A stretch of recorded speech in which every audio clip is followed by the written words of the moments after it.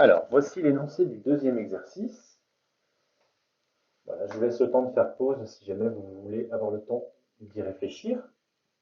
Ici, le principe est le même. On vous demande aussi de calculer le produit scalaire de U et de V, sauf qu'ici, on ne connaît ni l'angle entre les vecteurs U et V, ni les coordonnées de U et de V, ni les longueurs U et V. Donc, quelque part, ici, il va falloir essayer de faire preuve d'un petit peu de méthode.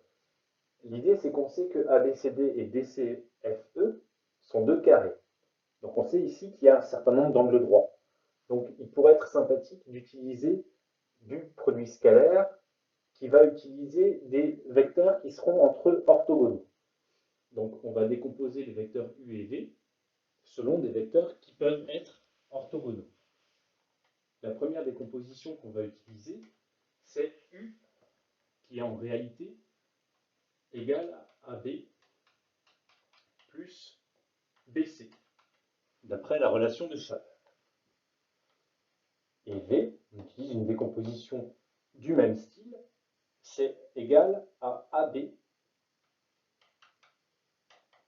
plus BF, d'après la relation de Chasles également.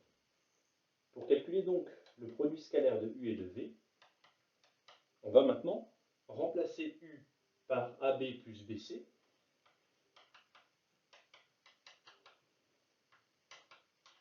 et V par AB plus BF. On va maintenant utiliser la double distributivité. AB scalaire AB, ce qui donne AB au carré, AB scalaire BF,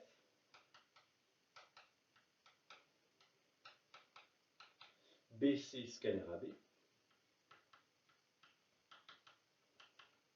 et enfin BC scalaire BF.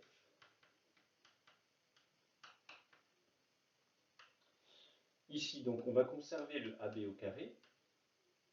AB et BF, si on regarde sur le schéma, AB et BF sont orthogonaux, donc leur produit scalaire est nul.